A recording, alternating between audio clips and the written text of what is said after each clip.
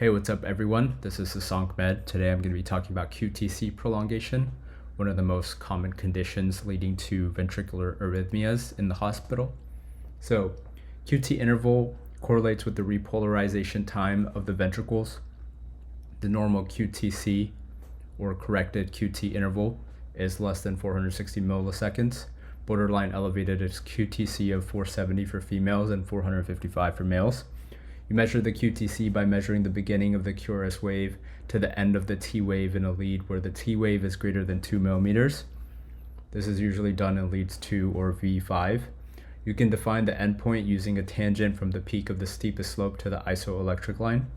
Basically, when the T wave is trending downwards, the point in which the slope is greatest, that is the endpoint.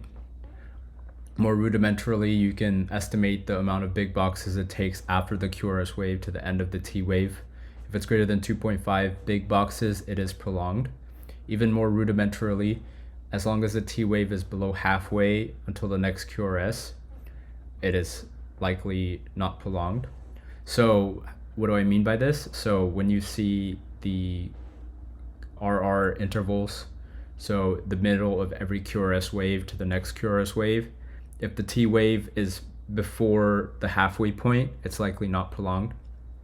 So QTC is the corrected QT interval.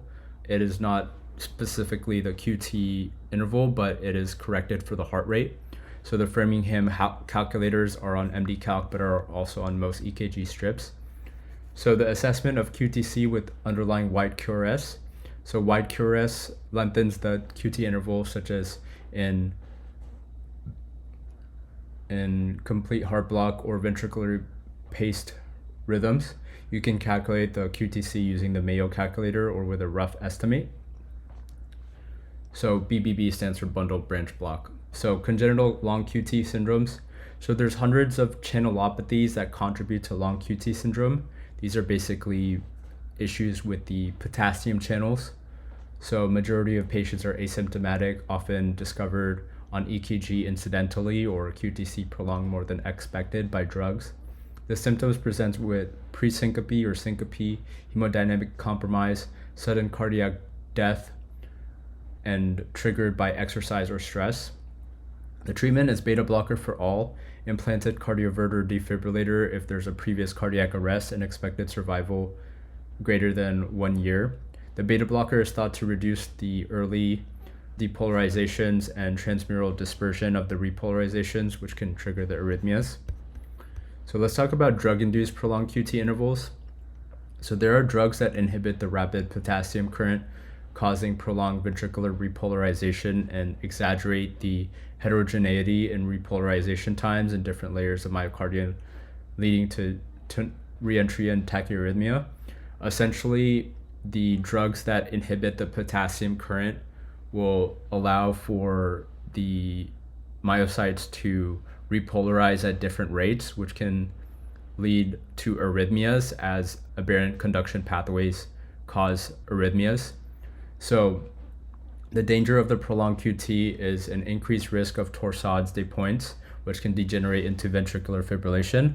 Longer QT increases the risk for R-on-T phenomenon and development of TDP, with a higher risk of if there's PVCs that are present.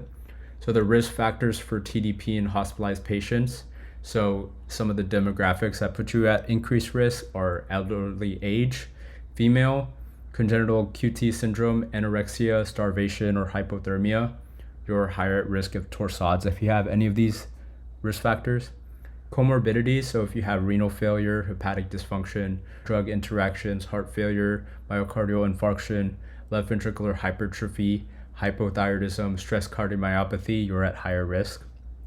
So rhythm related, so if you have a QTC interval greater than 500, bradycardia such as sinus bradycardia, AV block, ectopy causing pauses, then you're a higher risk, especially if you have PVCs. Electrolytes, so if you have any abnormalities with magnesium, potassium, or calcium, you're at higher risk. These all affect the action potential of the cardiac myocyte and can lead to the heterogeneity that I was talking about. So medication related QT prolongation is especially IV infusions diuretic use or beta blocker use. Some of the medications that can prolong QT are antiarrhythmics, such as class 1A or C drugs, such as quinidine, disopramide, procainamide, flecainide, propofol. Class 3 drugs include sotalol, dofilitide, ubilitide, dronedarone, amiodarone, or oral amiodarone. Oral amiodarone is rarely associated with TDP. Antimicrobials such as macrolides, fluoroquinolones, antifungals such as the azoles, antimalarials such as the quinines, the antipsychotics such as haloperidol, IV thoridazine, clopramazine, ziprasidone, cretapine, risperidone, olanzapine, haloperidol, oral clozapine, basically the first and second generation antipsychotics. Antidepressants such as clomipramine, imipramine, TCA, telopram, fluoxetine, sertraline, trazodone, mirtazapine. So basically the MAOs, the TCAs, the SSRIs, the atypical antidepressants can prolong the QT. Antiemetics such as ondansetron IV causes more than oral ondansetron, droperidol, metoclopramide. Others include methadone, propofol, hydroxyzine, loperamide, albuterol, donepezil. So monitoring for QTC prolongation.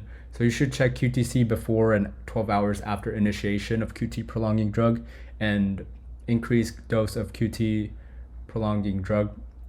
So you continue monitoring if the prolongation is seen. You check the QTC 2 hours post-loading the dose of sotalol or dofilitide.